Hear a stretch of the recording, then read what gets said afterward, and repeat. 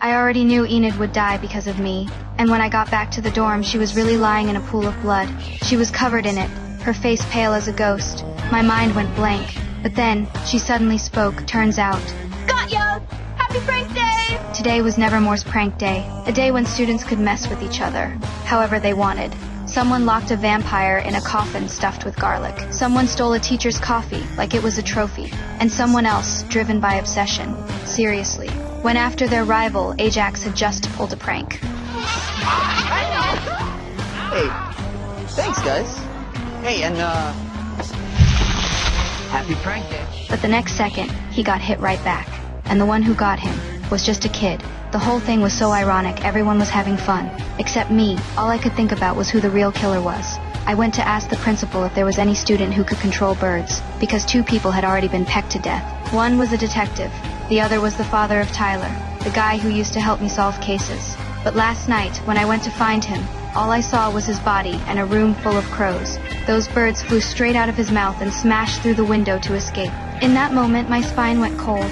I tried using my visions to find the truth, but everything went black. My mom said the black tears meant danger, that my power was falling apart.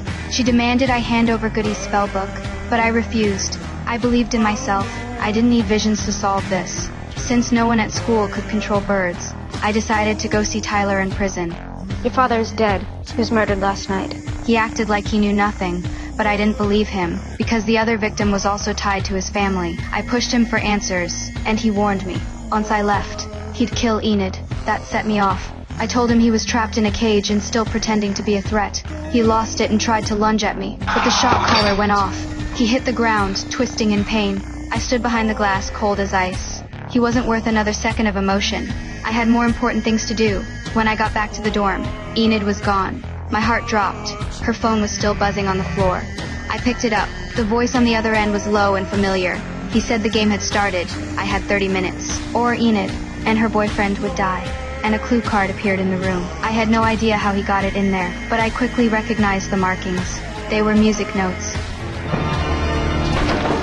I followed the trail through a hidden passage, and finally found Enid. She was tied up. Hanging above her were over 100 blades. One wrong move, and it'd be over. I told Thing to help her, but after a few steps, it got nailed to the ground. My throat tightened. I forced myself to stay calm. I had no choice but to search for the next clue. In front of me were hundreds of books, and I knew the trigger was hidden in one of them.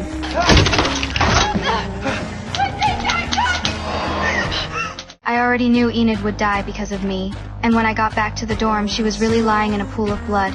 She was covered in it, her face pale as a